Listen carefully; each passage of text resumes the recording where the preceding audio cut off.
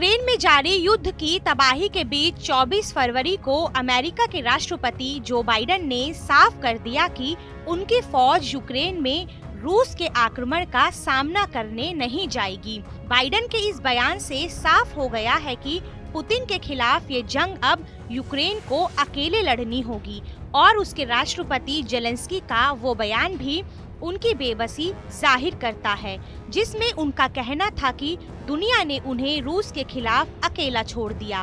राजनेताओं के इन बयानों के बीच यूक्रेन में रूसी फौज का आगे बढ़ना जारी है और माना जा रहा है कि यूक्रेन की हार अब बस कुछ ही वक्त की बात है। ऐसे में सवाल ये है कि क्यों अमेरिकी और उसके सहयोगी नाटो देशों ने यूक्रेन को अकेला छोड़ दिया, वो भी तब जबकि यूक्रेन पर पुतिन के हमले की सबसे बड़ी वजह उसकी नाटो के साथ बढ़ती नजदीकियां ही थीं। बाइडेन के इस फैसले के बाद अब सवाल ये है कि क्या वाकई अमेरिका इंटरनेशनल लामबंदी में एक भरोसेमंद साथी है? क्या अमेरिका के भरोसे कोई मुल्क कोई बड़ा रिस्क ले सकता है? और सबसे बड़ा सवाल है कि अब ताइवान का क्या होगा, क्योंकि जो बाइडेन की प्रेसिडेंट बनने के बाद ये दूसरा मौका है जब अमेरिका ने अपने सहयोगी मुल्क के साथ दगा किया है। कुछ महीने पहले ही साल 2021 में अमेरिका ने जिस तरह से अफगानिस्तान को तालिबान के रहमो करम पर छोड़कर अपनी फौज वापस बुला ली थी, उसने बाइडेन सरकार की विश्वसनीयता को कटघरे में खड़ा कर दिया था।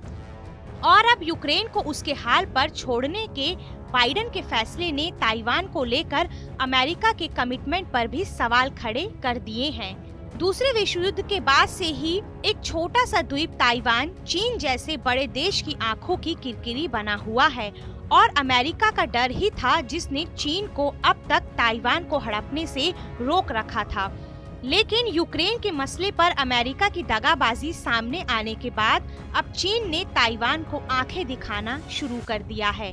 हाल ही में चीन की ओर से बयान जारी करके ताइवान को नसीहत दी गई है कि वो खुद को यूक्रेन ना समझे। चीनी राष्ट्रपति शी जिनपिंग ताइवान को चीन में मिलाने के अपने इरादे खुले मंच से जाहिर कर चुके हैं और अब यूक्रेन के मसले पर अमेरिका की कमजोरी सामने आने और उसका ध्यान यूरोप में ही केंद्रित रहेगा।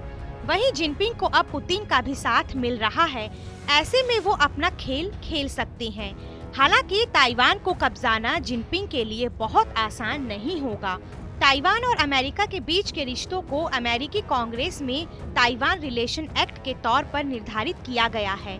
1979 में चीन के साथ अमेरिका के संबंध सामान्य होने के बाद जब ताइवान की चीन से सुरक्षा का सवाल उठा था, तो इस एक्ट के जरिए कांग्रेस में ये व्यवस्था की गई थी कि आवश्यकता पड़ने पर अमेरिका ताइवान सैनिक साजो सामान और सैन्य सेवा मुहैया कराएगा।